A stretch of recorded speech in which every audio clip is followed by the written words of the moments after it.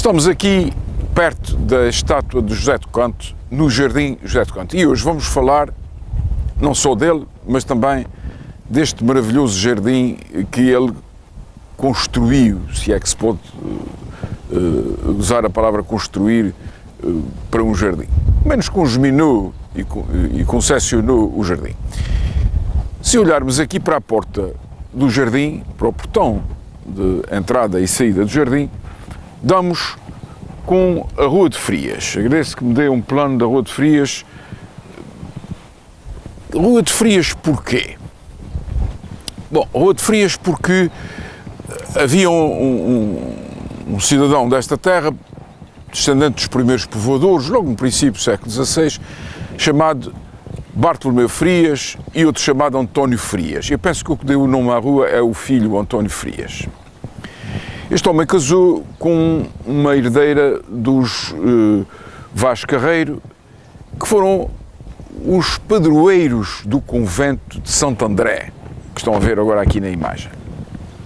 O convento de Santo André foi mandado construir para as parentes pobres da família e para alguma outra menos pobre que quisesse seguir a vida religiosa. E tem uma história muito curiosa também, porque veio lá dos confins do século XVI até à implantação da República, existindo como unidade religiosa, até que vendo a República separou a Igreja do Estado e não quis mais conversas entre o Estado e as constituições religiosas. Mas eles tinham-se esquecido que quem era o padroeiro, portanto, quem tinha dado as terras e o dinheiro para se fazer aquele convento, tinham sido os Vaz Carreiros e os Frias.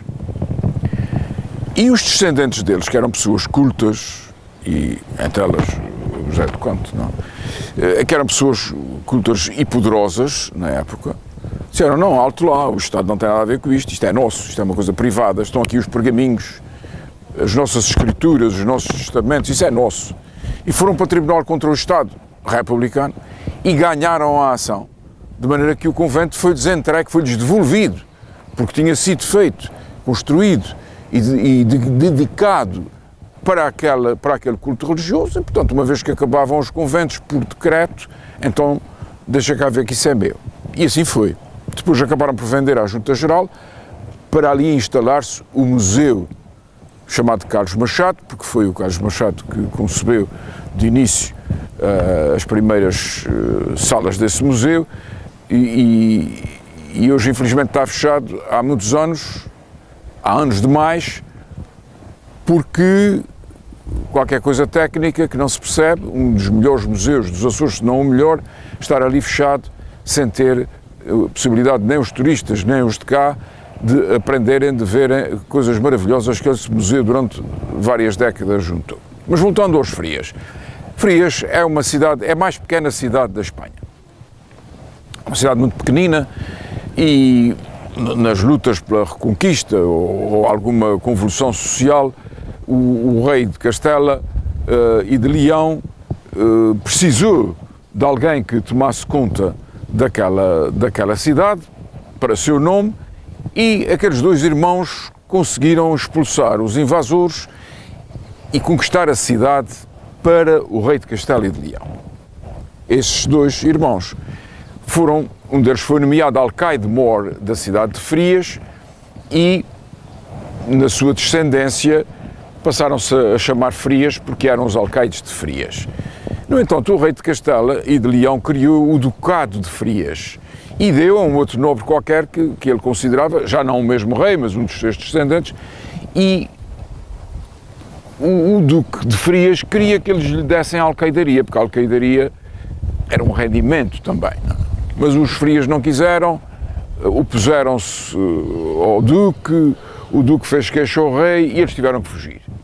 Daí que, de alguma maneira, um ramo desses Frias veio parar a São Miguel. Nós vamos concentrar-nos no António Frias, que é o que dá o nome a uma rua essa que é uma rua importante, porque nela havia dois solares muito interessantes, o do André Manuel Alves Cabral que hoje pertence às Forças Armadas e que ainda ontem ouvi a doutora Berta Cabral dizer que o vai mandar reconstruir para ali instalar serviços de beneficência e outros ligados às Forças Armadas e não só, que é muito bonita, é uma fachada sóbria do século XVIII, e o outro onde está instalado a delegação da Assembleia Legislativa dos Açores, que pertenceu a José Maria Alves Cabral, José Maria Raposo do Amaral, que acabou por dar o nome oficial àquela rua.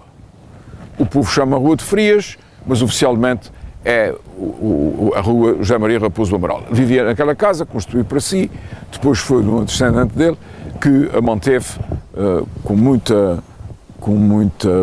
bem conservada. Mas voltamos aqui ao José do Canto.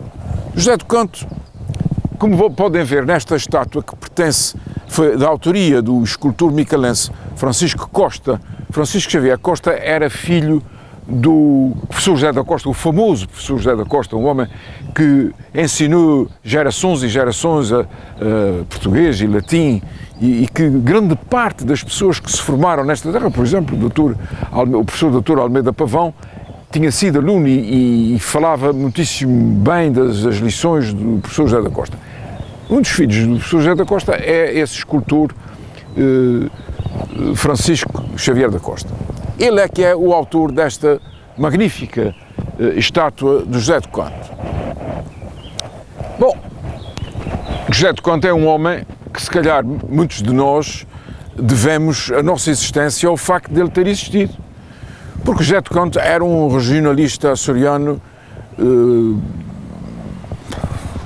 genuíno, intacto, total.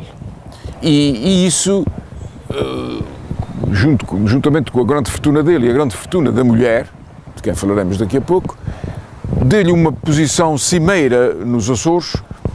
Ele não se limitou a fazer este jardim. O José do Canto é o homem por causa do qual a doca de Ponta Delgada está feita, porque não queriam que Lisboa não queria que se fizesse a doca aqui. A doca foi feita com dinheiro emprestado, mas nós é que a pagámos, não é? Porque nessa altura a exportação da laranja era muito grande e os açorianos de todas as ilhas, mas principalmente a ilha de São Miguel, viviam com um certo desafogo por causa do lucro da laranja. Toda a gente tinha laranjeiras e laranjas para exportar.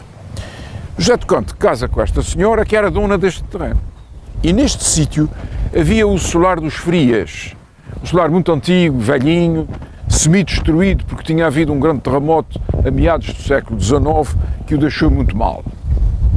E nós vamos ver que a família do José do Canto queria construir aqui um grande palácio, um palácio que arrumasse de vez com as veleidades do Marquês da Praia aqui ao lado, que tinha o palácio que é hoje o Palácio de Santana, e qualquer outro palácio da Ilha de São Miguel. Ele era um homem poderosamente rico, não só porque já era, mas também casou muito rico, e portanto pôde dar-se ao luxo de ir a Londres contratar um arquiteto, um célebre Mocata, que era talvez o maior arquiteto do mundo, que fez um projeto para aqui muito interessante e que acabou por não ser realizado. Por diversas circunstâncias que não vêm ao caso, e José do Canto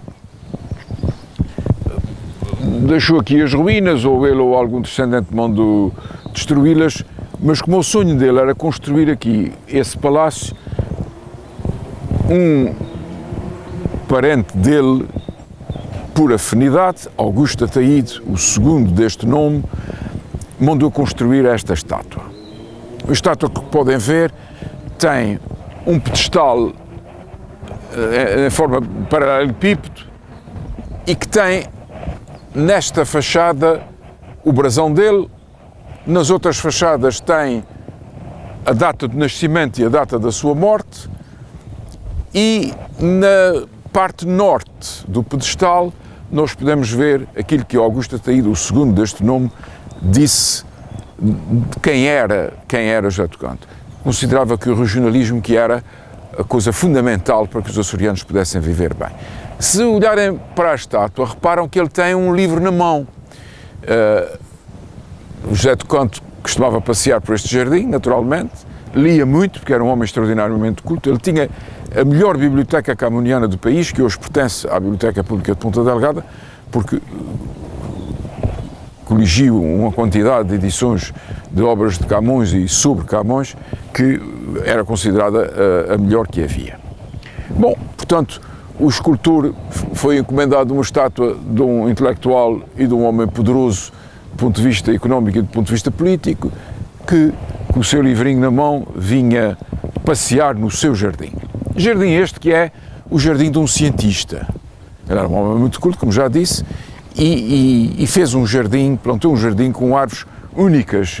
No país e na Europa não haverá muitos jardins parecidos ou melhores do que este, porque é considerado um exemplar único de cuidado, de conhecimento, de busca de plantas e de... Houve até quem fosse de Vila Franca, um antepassado meu, que era mariante, levou alguma família desta terra para a Austrália para ir buscar sementes, para rivalizar um pouco com o José do Canto, embora, evidentemente, depois devem ter trocado as sementes dessas árvores tropicais ou raras com a família José do Canto. Claro, não é o único jardim bom que existe em Ponta Delgada. Há 3 jardins de referência em Ponta Delgada. É este, o José do Canto. Há o jardim do Marquês Jacomo Correia, que é o de Palácio de Santana, que a professora Isabel Albergaria considera o jardim de um cientista. O do Marquês Jacomo Correia considera o jardim de um aristocrata, onde eu vi um jardineiro da Inglaterra para desenhar, para cultivar, etc. Aliás, ele depois, esse jardineiro Brown, trabalhou aqui neste jardim também por conta do José do Canto. Depois, no fim, bebia uns copos e acabou por ser despedido, talvez.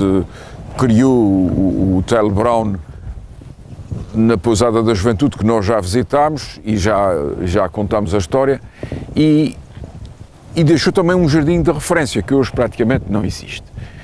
Mas além destes 2 jardins, portanto, o do cientista, o do aristocrata, havia o jardim do esteta, do homem que vivia para a beleza das coisas, da arte, que era o António Borges. Hoje o Jardim António Borges é também uma beleza de jardim, um encanto, é uma joia de jardinagem criada por ele, António Borges, com conceitos completamente diferentes deste jardim e do Jardim Jacomo Correia. Bom, este jardim não teve o palácio aqui, mas foi construído pelo Augusto Ataíde, o segundo deste nome, um palácio que nós vamos visitar no próximo programa. Construído por ele, não de acordo já com o projeto do Mocata, porque era absolutamente impossível construir aqui já esse palácio, devido a ruína das exportações da laranja, enfim, e outras circunstâncias, a República, etc., tudo isso impediu que esses grandes morgadios tivessem disponibilidade para fazer então os palácios que hoje há muitos em Ponta Delgada derivado dessa circunstância.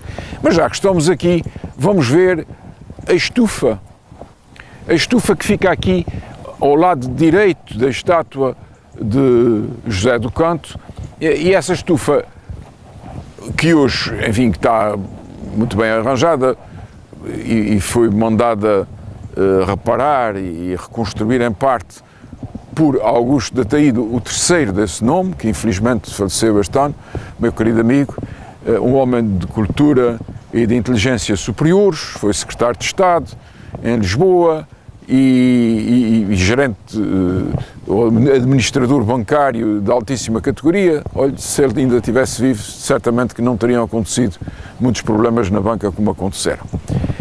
Esta estufa, claro, era destinada inicialmente plantio para o jardim, porque isto tinha, o José de Canto, como era uma pessoa muito inteligente, mandou fazer as edificações, além das que já tinha, não é? Porque havia aqui as casas dos empregados, etc., etc., e as cavalariças, e isso acabou por ser demolido por várias razões que não interessam para aqui, mas relativamente à estufa que nós aqui temos, a estufa,